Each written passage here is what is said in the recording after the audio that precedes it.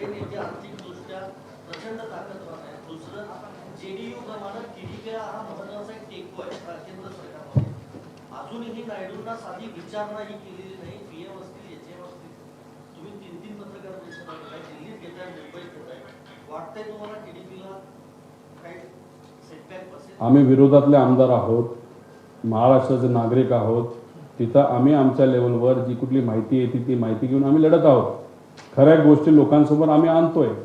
कुठेतरी आता अजितदादांच्या पक्षाची सुद्धा जबाबदारी आहे की तुम्ही सुद्धा सत्तेत आहात, तुम्ही भाजपचा मित्र पक्ष आहात. जसं टीडीपी आहे तसं तुम्ही आहात.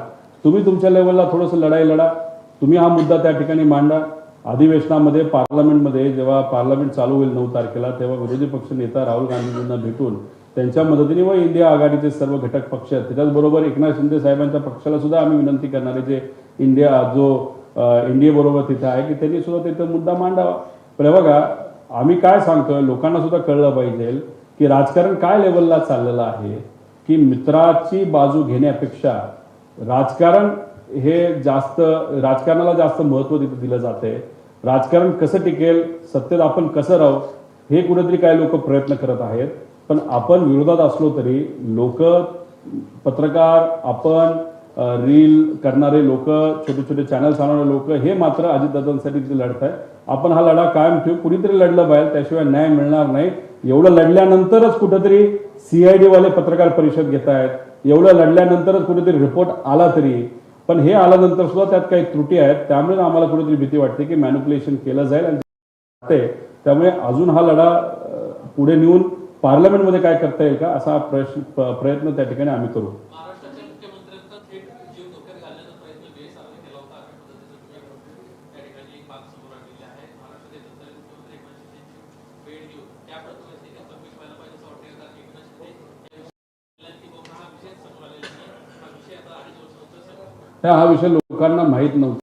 कदाचित एकनाथ शिंदे साहेबांना माहिती असावा, नाहीतर ते मागे बसले असल्यामुळे कदाचित त्यांना ते सांगितलं नसावं. पण हा मुद्दा नक्कीच एकनाथ शिंदे साहेबांना जेव्हा मी भेटेल तेव्हा हा मुद्दा त्यांना सांगेल.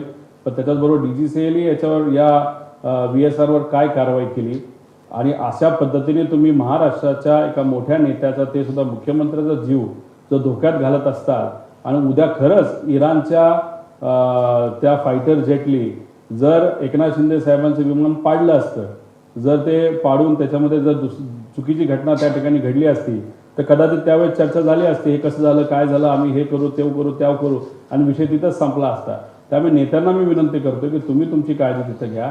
जी काय माहिती आमच्यापर्यंत येते ती आम्ही पुढे घेऊन चाललेलो आहोत. अशा पद्धतीने तुम्ही जर नॉन कम्प्लायन्स करत असाल ते मुद्दामून करताय का कसं करताय, याला पूर्णपणे VSR आणि DGCA जबाबदार आहे असं आमचं प्रामाणिक मत आहे.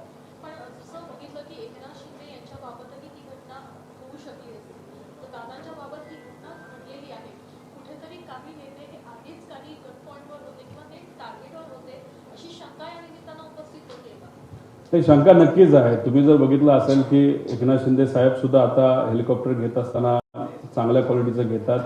या पद्धतीनेच कुठेतरी आपण सुद्धा काळजी घेतली पाहिजे. दादांना सुद्धा काही लोकांनी सांगितल्यानंतर ते प्लॅस्टिकच्या बॉटलमध्ये पाणी पित नव्हते, काचेच्या बाटलीमध्ये पाणी प्यायला लागलेले. त्यांनी सिक्युरिटी सुद्धा काही प्रायव्हेट आणि ओळखीचे लोकच जवळपास आसपास ठेवले होते. पण ॲक्सिडेंट आणि ते सुद्धा विमानाच्या बाबतीत असं काहीतरी होईल हे दादांना सुद्धा माहीत नव्हतं. आणि दुसरं हे म्हणजे एकनाथ शिंदे साहेब जात असताना इराण आणि इराकवर बिना परवानगी, म्हणजे काही वर्षांपूर्वी सुद्धा इराक वॉर लोकांनी बघितलंय, इराण प्लस मायनस सारखा असतंच, कुठं ना कुठेतरी बॉम्ब फुटतच असतो. अशात तुम्ही या देशाच्या वरून जात असताना बिना परवानगीचं जात असताल आणि त्याच्यात जर कुठं गोळीबिळी पडली असती, 2-3 मिनिटाचा जरी उशीर झाला असता तर फार वेगळी घटना तिथे घडली असती. तर अशा पद्धतीने बेजबाबदार वागत असेल VSR आणि DGCA तर मग उद्या जाऊन याच लोकांना आपण पाठिंबा देणार आहोत का? नेते म्हणून मी खरं तर काही लोकांना तिथं बोलतो. आणि माझं एवढंच मत आहे, TDP काय धंदा करतं, किती मोठे व्यवसाय करतं ह्याचं काय घेणं देणं नाही. पण TDPच्या पक्षाचा एक खासदार या देशाचा एव्हिएशन मंत्री आहे आणि त्याच्या अंतर्गत हे सगळं इन्व्हेस्टिगेशन होणार असेल आणि त्यांचंच VSRचं त्यांचंच आर्थिक संबंध काय ते मी जर दाखवून दिला असेल तर मग इन्व्हेस्टिगेशन पारदर्शक पद्धतीने कसं होईल अशी शंका नक्कीच निर्माण होते.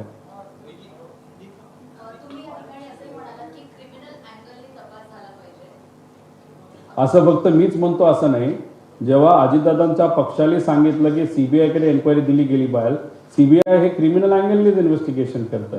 त्याच्याचबरोबर इतरही ज्या लोकांच्या मागण्या आहेत त्यांचं पण क्रिमिनल अँगल आहे. लोकांच्या मनामध्ये सुद्धा तीच इच्छा आहे आणि माझं सुद्धा मत आहे की टेक्निकल अँगल हे तिकडं बघितला जातोय, पण DGCAची जबाबदारी असणार आहे की टेक्निकल अँगल जास्त पुढे आले नाही पाहिजे. का? जर टेक्निकल अँगल पुढे आले तर त्यांच्यातल्या काही अधिकाऱ्यांना घरी बसावं लागेल. कारण का टेक्निकल अँगल नाही तर त्याची पूर्तता इनकम्प्लीट जर कोणी ठेवली असेल तर तो पूर्णपणे जबाबदार असतो, त्याला घरी जावं लागेल. आणि त्या DGCA मध्ये सगळेच लोक घाबरत असल्यामुळे AIBच्या अजितदादांच्या रिपोर्टमध्ये आपण बघितलं असेल ते इन्व्हेस्टिगेशन ऑफिसरचं नाव सुद्धा दुर्दैवाने त्याच्यामध्ये दिलेलं नाही.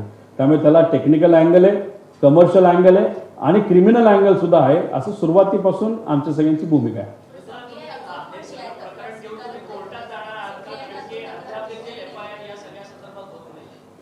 आम्ही काही दिवस थांबेल, सरकारला ती संधी देईल की आमच्या ज्या मागण्या आहेत, आता मी घाटकोपरच्या विषयाच्या बाबतीत तुम्हाला दाखवून दिलं, भेदभाव होतोय. एखादा BJPचा नेता जर छोट्या एखाद्या कंपनीसाठी ज्याच्यामध्ये कुठल्याच मोठ्या बिझनेसमनचं काही घेणं देणं नाही याच्यावर कारवाई करण्यासाठी जातो तर लगेच तिथं पोलीस ऐकतात. आणि आम्ही अजितदादांचा विषय घेऊन जात असताना फक्त अजितदादांच्या केसमध्ये मोठे मोठे नेते इन्व्हॉल्ड आहेत त्या कंपनीमध्ये, VSR मध्ये आणि DGCA मध्ये सुद्धा अधिकारी बऱ्याच प्रमाणात अडचणीत येतील. ॲरो नावाची कंपनी सुद्धा काही लोकांच्या जवळची असं आम्हाला तिथं कळतं. आणि मग एवढ्या सगळ्या गोष्टी असल्यामुळेच दादांची केस मित्र असताना सुद्धा दुर्दैवाने महाराष्ट्रामध्ये ती रजिस्टर होत नाही असं आम्हा सगळ्यांना त्याच्यामध्ये त्या ठिकाणी वाटतं.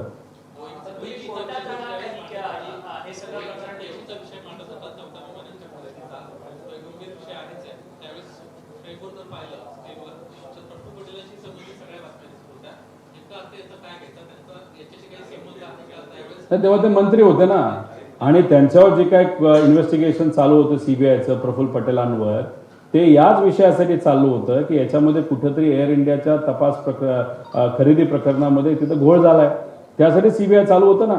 ते कुठं कंप्लीट झालंय अजून? EDचंही कंप्लीट नाही झालं, CBIचंही कंप्लीट नाही झालं. आता याच्यामध्ये आमचं एवढंच म्हणणं आहे की ते जर कंप्लीट झालं असतं आणि त्याच्यामध्ये कळलं असतं की हे जे बोईंगचं विमान आहे 8 मॉडेलचं हे जर प्रॉब्लेमॅटिक आहे, ते आधीच कळलं असतं तर एअर इंडियाने सगळी विमानं ग्राउंड केली असती. ते जे काही CBI इन्व्हेस्टिगेशन ते पुढंच तिथे गेलं नाही.